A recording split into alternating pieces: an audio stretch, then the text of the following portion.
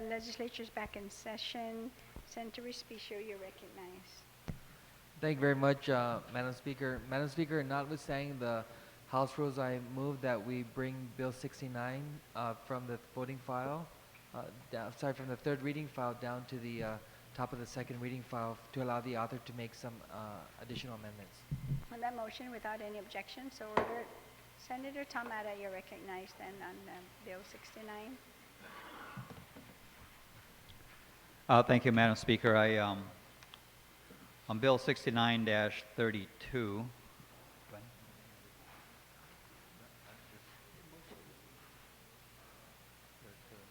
Madam Speaker, I'd like to move Bill 69-32 COR as substituted by the Committee on General Government Operations and Cultural Affairs and amended on the floor to the third reading, and I would like to discuss it.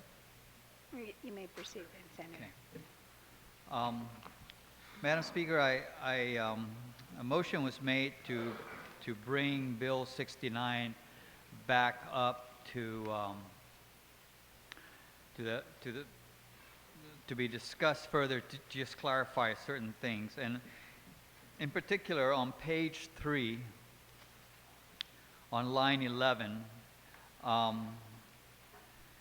Originally, there was wording there that says that prior to transmitting a determination of need to the Speaker of the Legislature, a notice of solicitation shall be published. And I wanted to basically delete that sentence prior to transmitting the determination of the need to the Speaker. And basically, the idea here is that when an agency is going to enter into a long-term contract in excess of 5 years, there's really several things that's got to happen.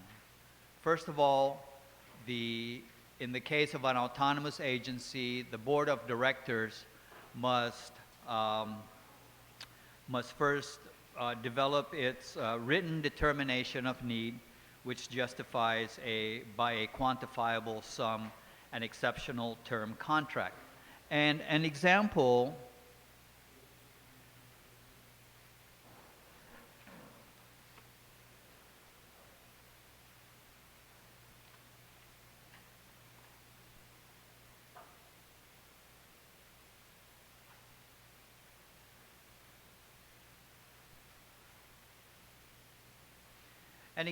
of this determination of need that the bill contemplates could go something like this.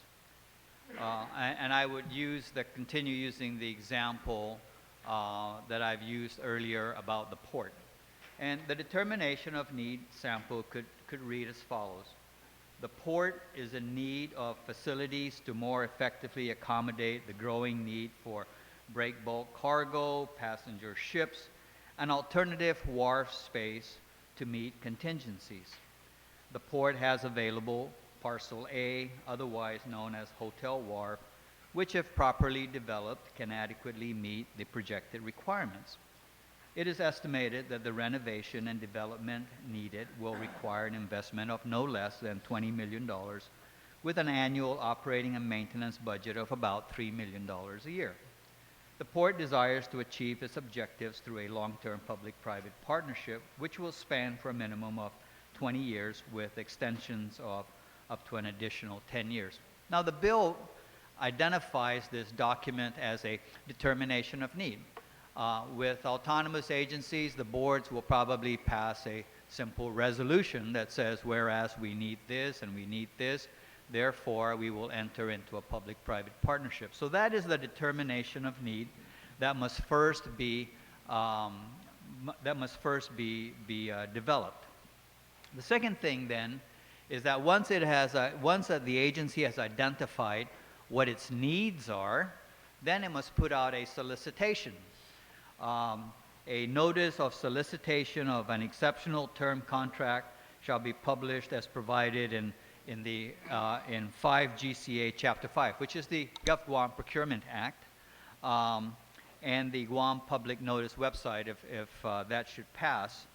But basically what it is This is really no different from when they publish a request for proposal or an invitation for bid.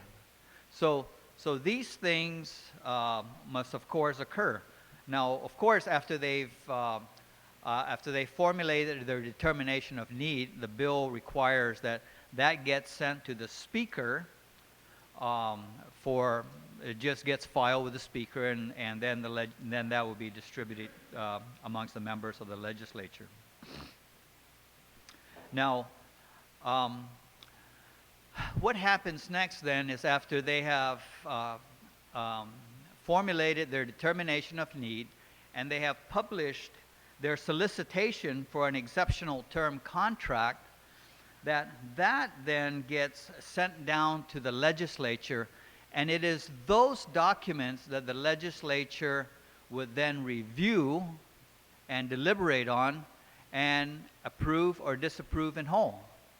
So if the legislature does not agree that that the port should enter into a public-private partnership for the development of Hotel Wharf and enter into a public-private partnership for a period of 20 years with extension options to renew for another 20 years, and if it doesn't agree with that, tying up that property for that long a period, then they disapprove it.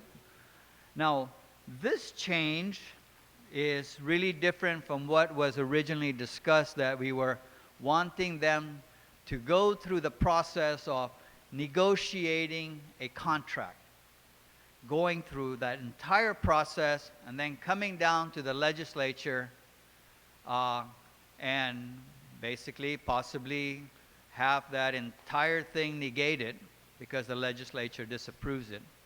So what then Bill 69 is calling for is send down basically the general framework, the parameters of this long-term public-private partnership or whatever arrangement is going to be made to tie up this public facility or public lands. And it is those parameters that the legislature will review, deliberate on, and approve or disapprove. And so that, Madam Speaker, are the changes. And one last change on page 4. Senator, I mean, when you say changes, I didn't hear the amendment. I haven't yet. I didn't get a chance to, but I'm just discussing it now. Okay. And then on page 4, line 5, around line 5 there, it says that a public hearing shall be conducted by the legislature within the 60-day review period, because we said that those documents are going to be transmitted to the legislature. Senator, you're right. I was just checking the clerks. We only have 3 pages. Oh, okay. Then maybe it's because. Are you working on the with all the floor amendments that maybe have changed it to 4 pages? Oh, here it is. I have it here. Madam Speaker, it's on page 3, line 2. It reads, oh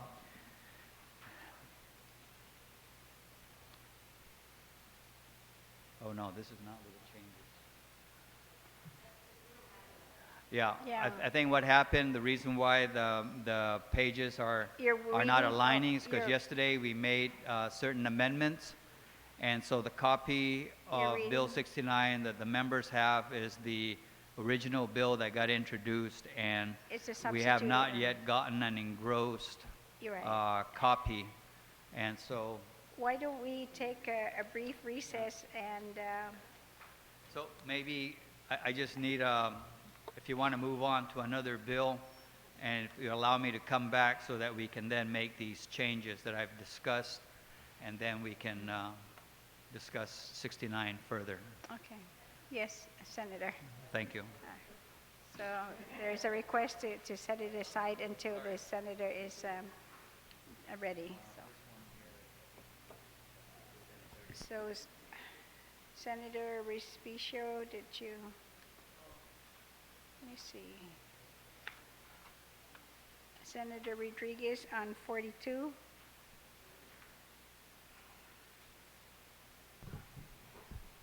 Thank you, Madam Speaker. Madam Speaker, I'd like to bring that bill back to committee and do a little more work with legal counsel, and we'll have it out for the next month's session. On the motion to refer 42-32 to the committee, no objection, so ordered. So, so Senator Haddad would take a brief recess.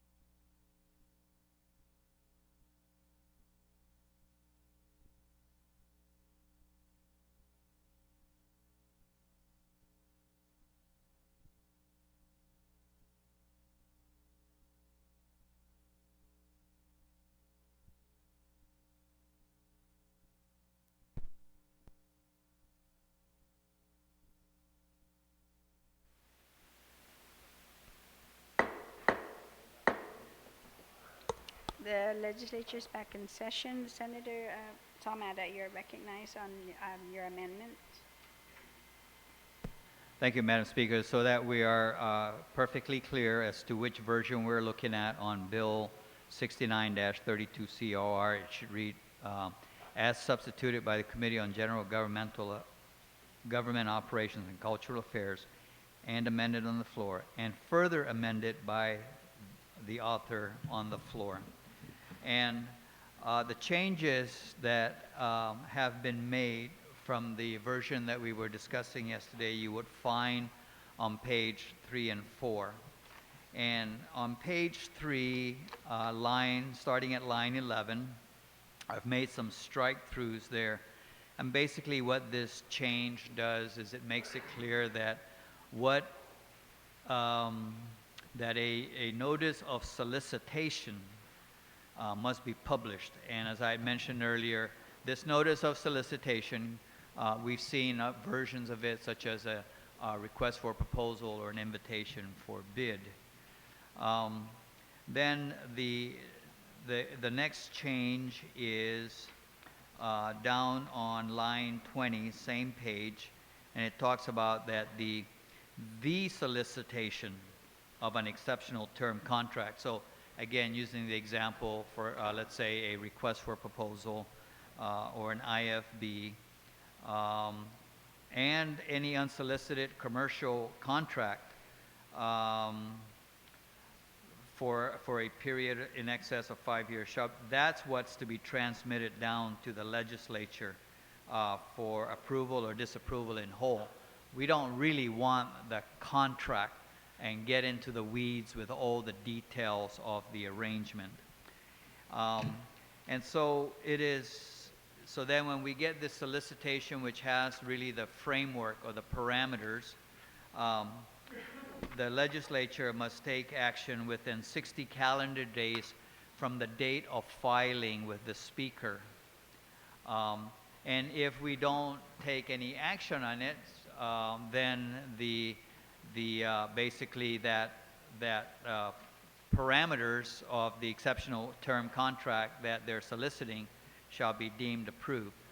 The other change that I've made here is on line 6, wherein it requires that within 30 days of receipt of the aforementioned documents, a public hearing will be held, and that would really then be the forum that would allow the community at large to come in and give their input about, well, if you allow them to go into this public-private partnership, then here's the impact that it has on similar real estate owners outside of in the private sector.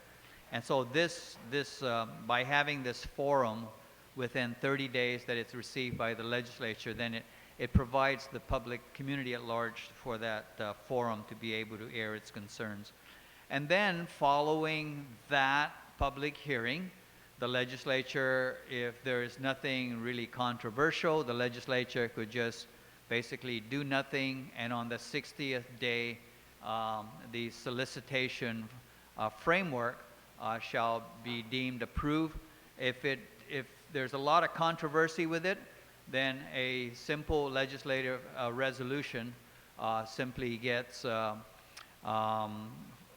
formulated, and the legislative disapproval shall be through that instrument, basically saying the legislature hereby disapproves the solicitation for the long-term public-private partnership for the development of parcel A or whatever.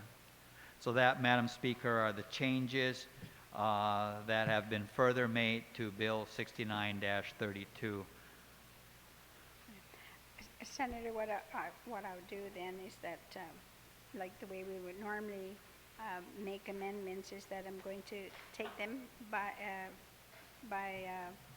piece by piece, meaning that the first one is on subsection C, on that amendment, which was to delete, of course, that, and then to add the new terms that goes down to line 15. Okay? And then, Correct. so on that amendment, are there any objections? Speaker Pangilinan, on the C, page 3 from lines 11 to 15. Thank you very much, Madam Speaker. Madam Speaker, I'm kind of getting a little confused here now. The original bill was introduced regarding long-term leases, so it's just the lease of the real estate itself. Enabling legislation, for example, the port says you have a limitation of a 5-year lease. And anything beyond that, the lease has to be approved by the legislature. So when we're transitioning now from lease to contract, that's what's kind of confusing me now.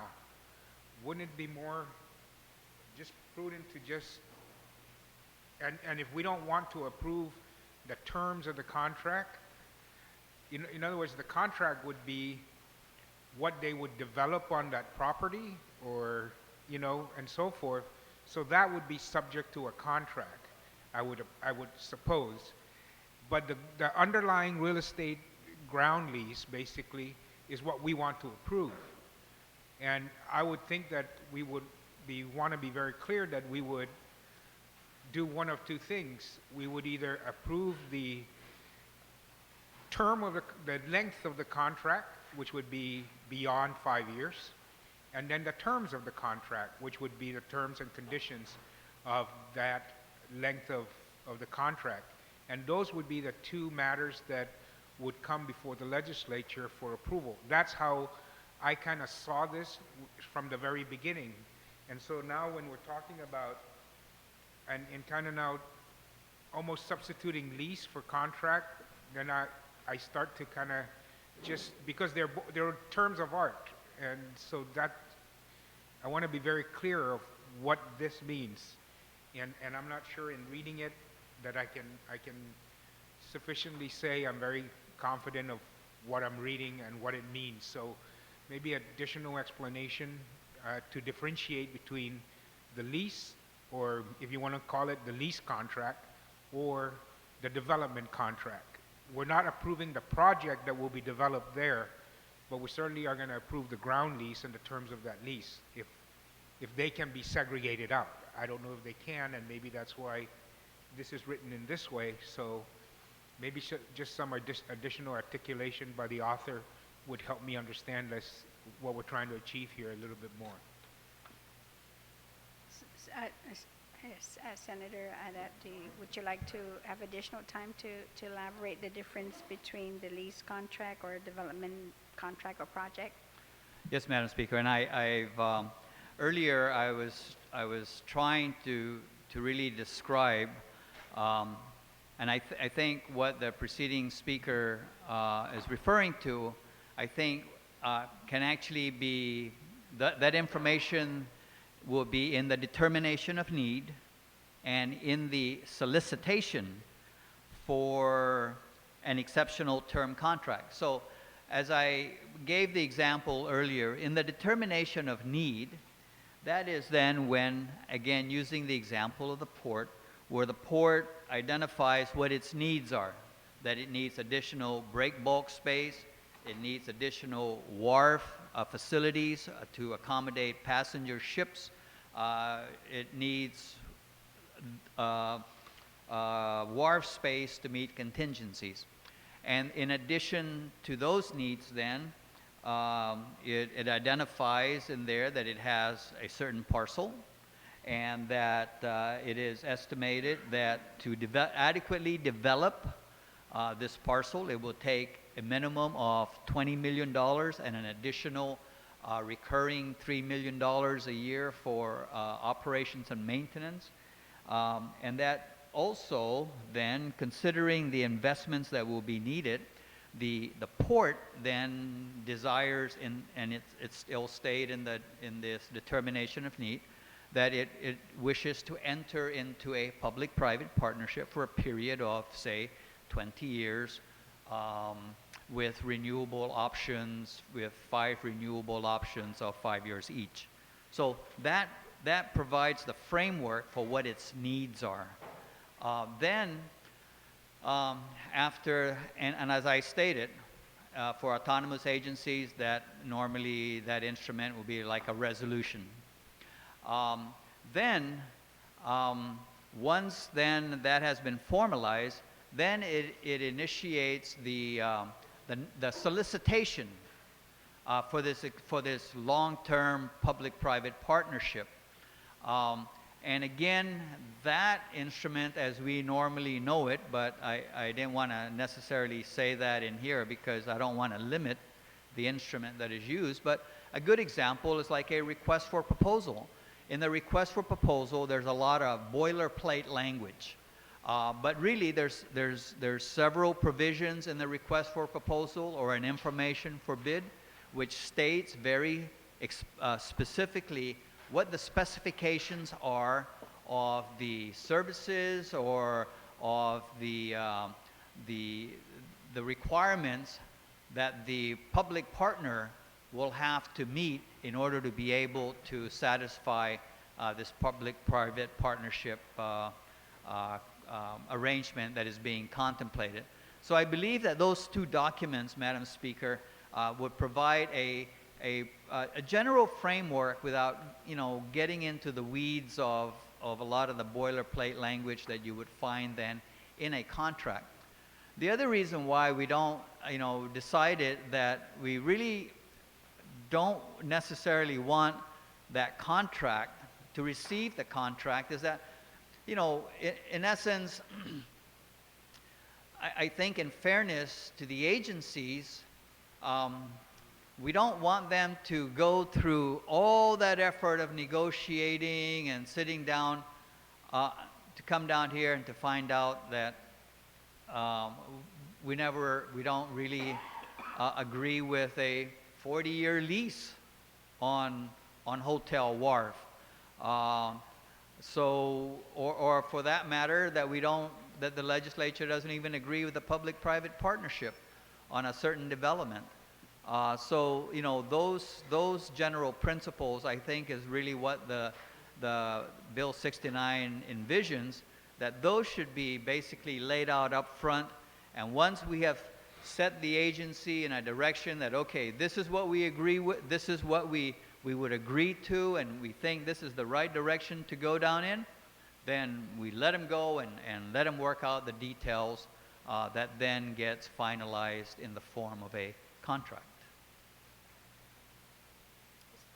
Speaker Ben, was you able to elaborate more?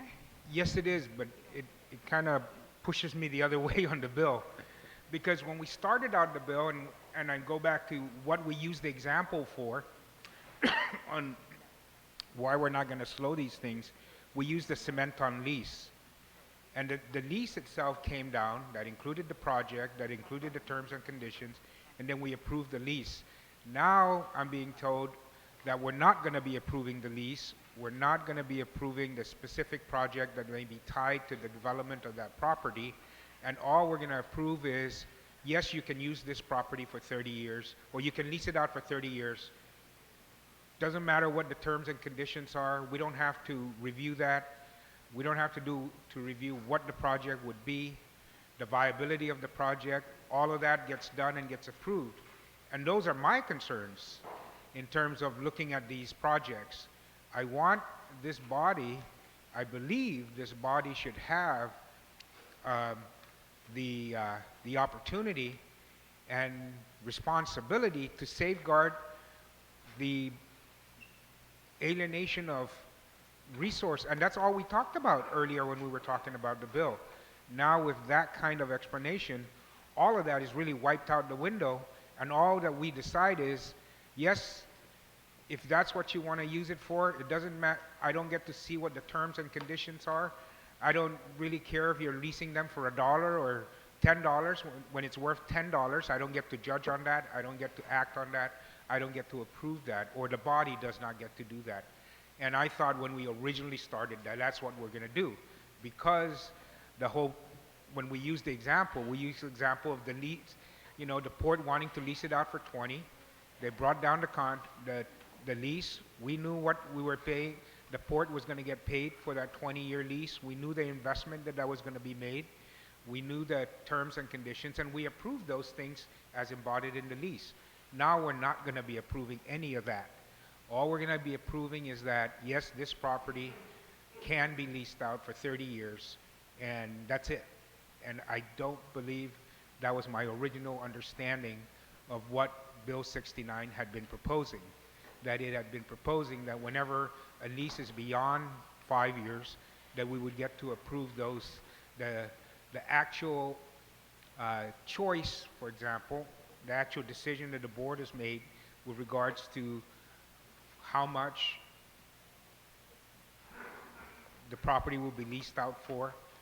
We would review it, and in our opinion, as guardians of the public asset, make the decision that this is indeed, in the best interest of the public, that we move forward in this, and that this property, the port may have entered into a favored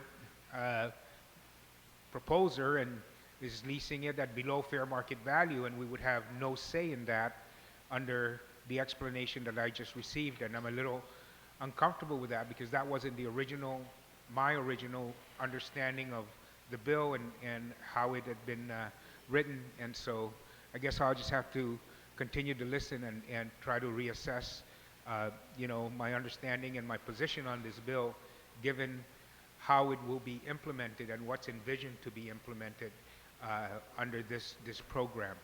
Thank you, and Sidusmasi, Madam Speaker. Okay, so on the amendment, which is on page 3, lines 11 to 15, after the word chapter. On the amendment, Vice Speaker, do you have a question or comment?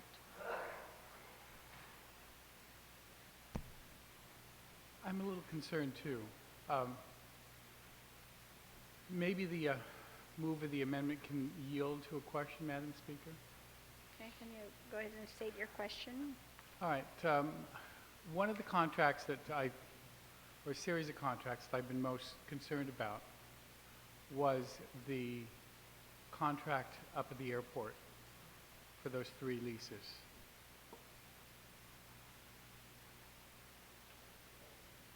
Changing it to this method of having the legislature approve the solicitation for an extended term would deny this legislature the opportunity to review what the contract finally came out to.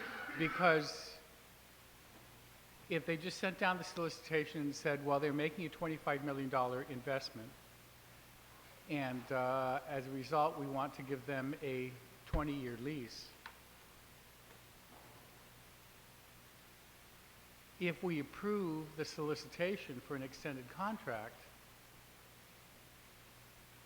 would they have to come back to us if they decided that they were going to make it, amend it to a 30-year lease or something else that wasn't in the original solicitation?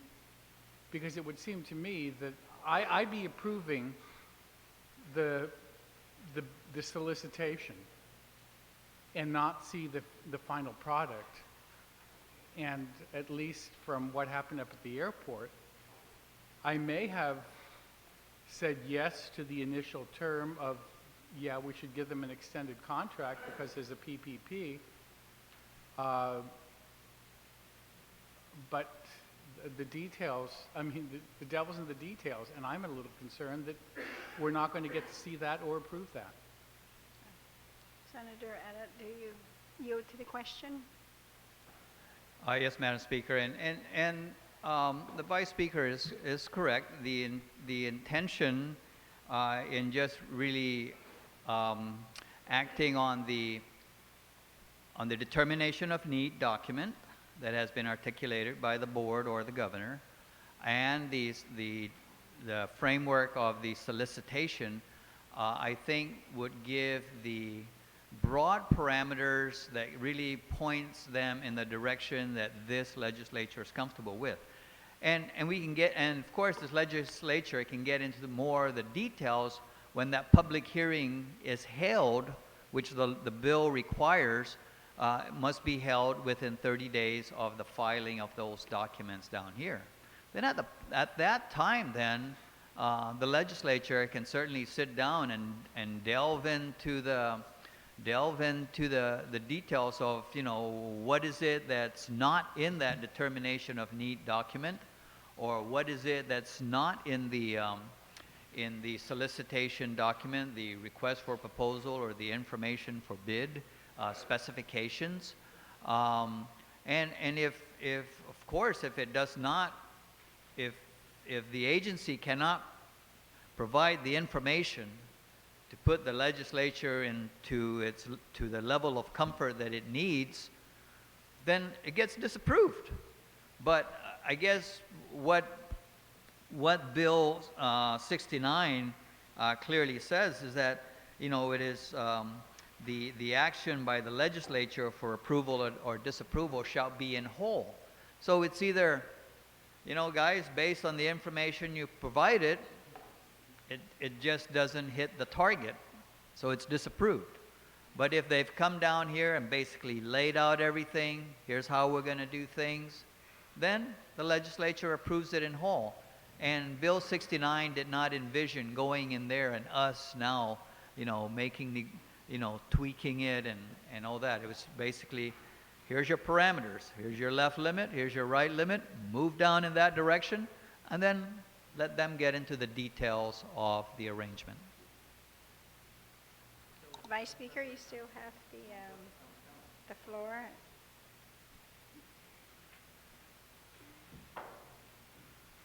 I still have questions, Madam Speaker, and that was not what I signed on to as a co-sponsor of this bill. And I am very uncomfortable about us just approving the certificate of need or the solicitation for the need, because I want to see the final product, because we've seen what happened at the airport, where we may have said yes initially, and it's gone through so many iterations that it doesn't look like the same thing that was originally presented to everybody in the beginning.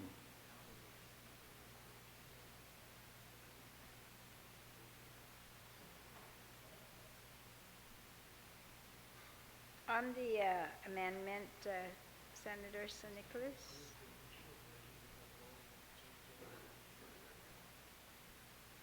Thank you, Madam Speaker. I can see where the proffer of the amendment is going.